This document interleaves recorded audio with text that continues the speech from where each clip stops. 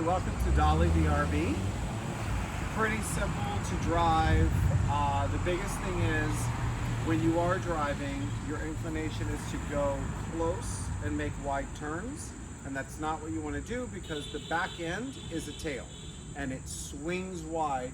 So if you go close to something, it will actually hit the thing that you were trying to avoid.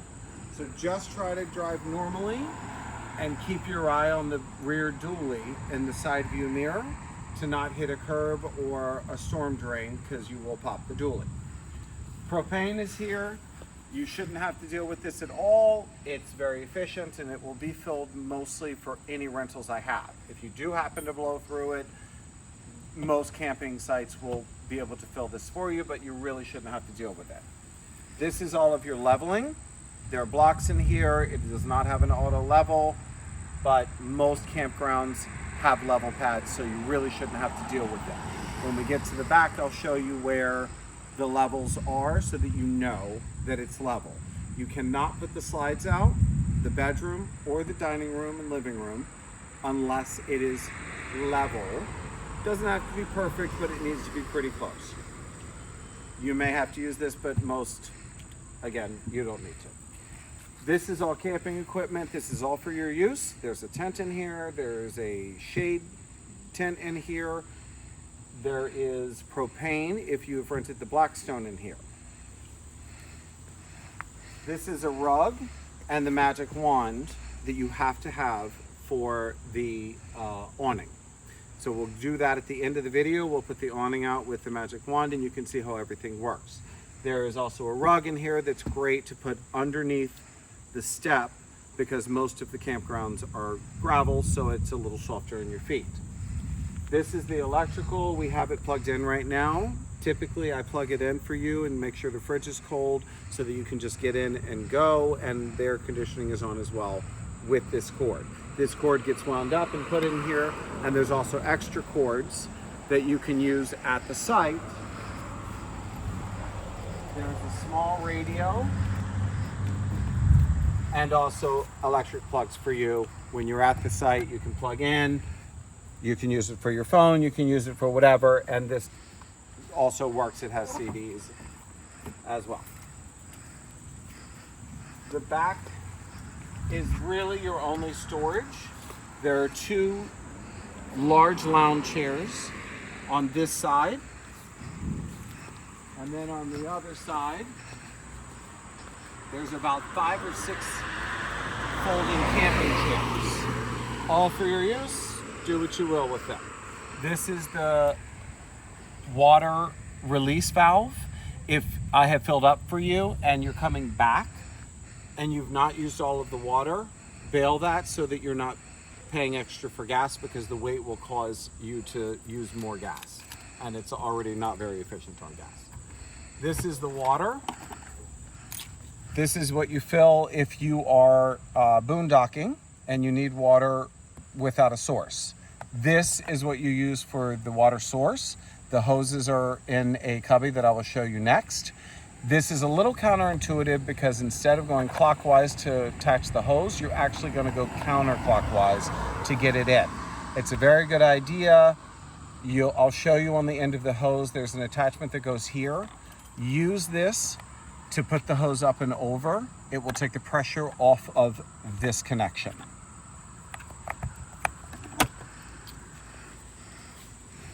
This is all of your electrical. Your main electric at almost every campsite is going to be, it's a 30 amp connection, but there are also,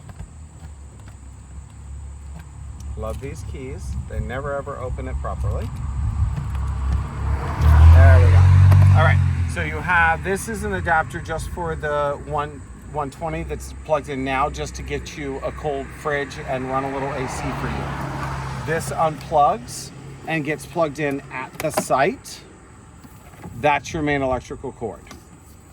There are other adapters in here, but this is pretty much the only adapter that you need. And then there's also a surge protector that you're going to attach before you plug in.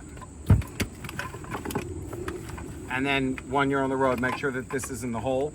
I'm using it now so that the cord is underneath the RV.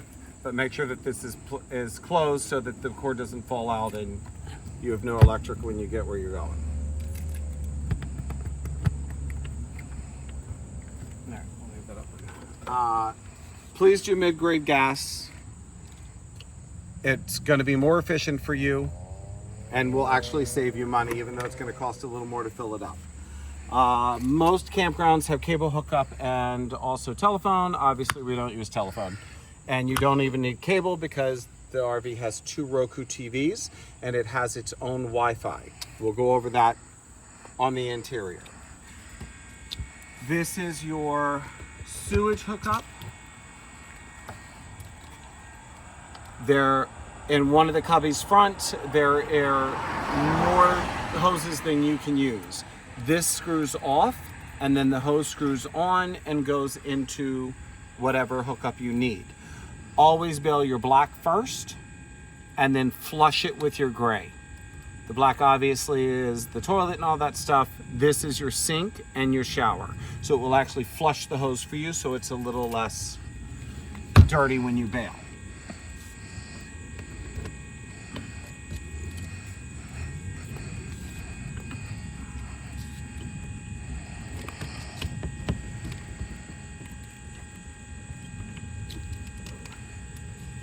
That's your hoses.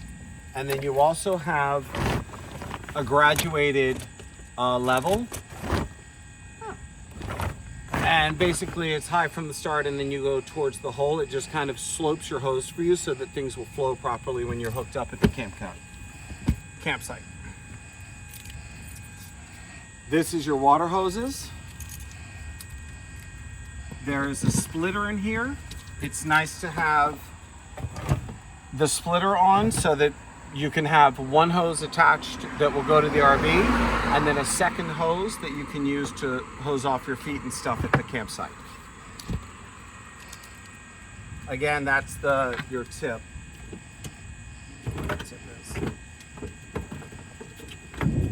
This is the tip that you connect to the RV. And again, it's counterintuitive. You're doing your counterclockwise attachment.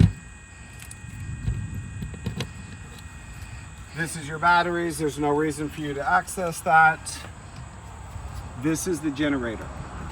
Also, really no reason for you to access this, except if you overload and you are boondocking and running on the generator, there is a switch here that if you overload the circuit, it will pop.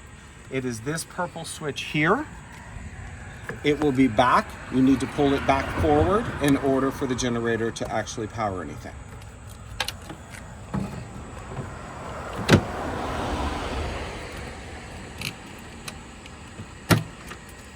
All right, so let's head on the inside.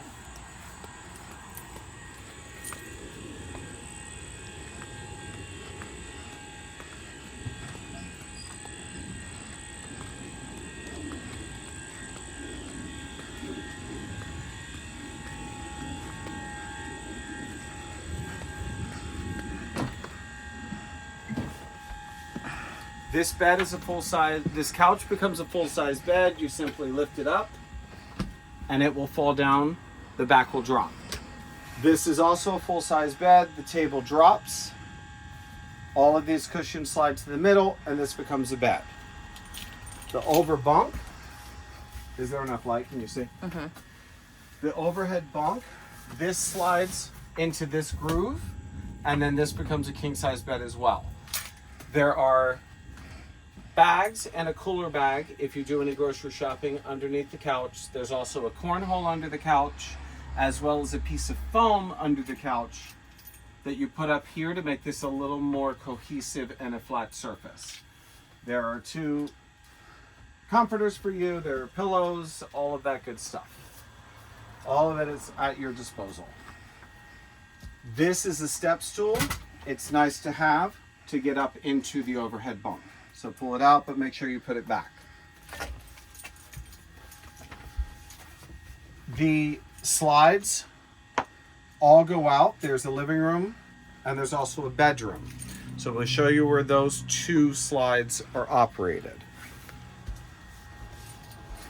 So This is your main panel. This is where you start the generator. If you're on the road and you need AC in the back, if you're a large family, you need to have the generator running when you're on the road, or the back part of the RV will not operate. The air conditioning and all of that good stuff.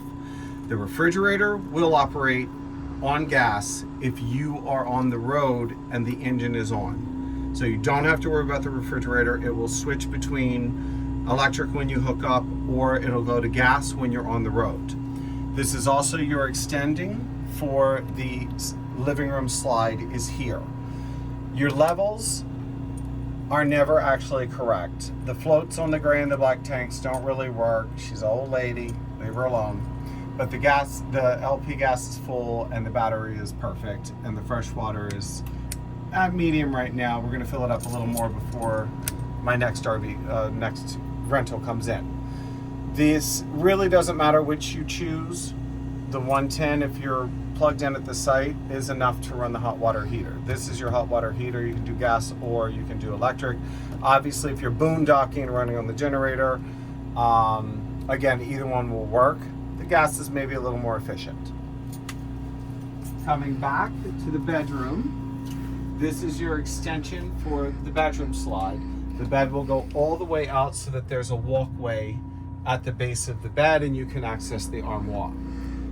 This is the switch for the 4G network. This is your own Wi-Fi and will give you the password and the user.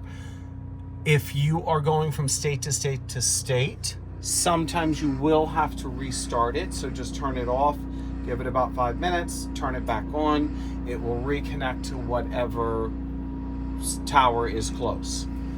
You have 2 Roku TVs. You have this one in the bedroom. Remote is here.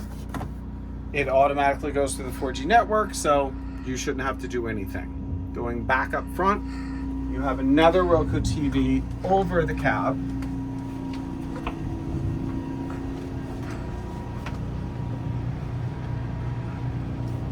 So this one, you need to make sure that if you're plugged in,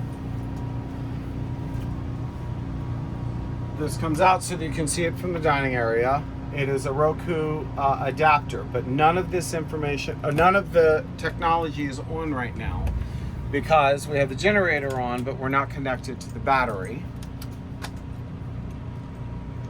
So you have to make sure that the switch on the stairwell is on and that the inverter is on. You also want to make sure that those are on because that actually puts power back into the batteries. If you're boondocking, you have generator or you're plugged in and these are not on, the batteries are not getting charged. So you connect to the battery. You also do this while you're driving because that's gonna actually tell the gas to go to your refrigerator. Always leave the fridge on auto and make sure this is on, and then for any of the entertainment center and the plugs that are at the front of the RV, make sure that that light is on. You have to push that light every single time that you change what is giving function to the RV, whether it be electric, whether it be the motor at the front or the generator. So now all of your electronics are on. This is your main sound. It can be DVD or auxiliary 1, which is Bluetooth. It's Elkin. It's right on there for you. So if you turn on your Bluetooth device, you can actually play through your phone and it powers all of the speakers in the front and the back. Auxiliary 2, if you hit source, is for the Roku TV sound, and it is a surround sound system. And then you go back to satellite and AM. You're not going to get any stations, so don't bother with that. The first setting is DVD. There is a huge box of DVDs at your disposal. And then this is going to be all of the paperwork that I will have printed for you. You have your insurance will be in here. as well as the 4G network and Wi-Fi password. There is a user manual that kind of will answer most questions that you need, but please feel free to text me if you have any additional questions. Your RV or outdoorsy insurance coverage will be here. If there's an accident or you have an issue, please make sure that you give the police officer this information as well as the registration card.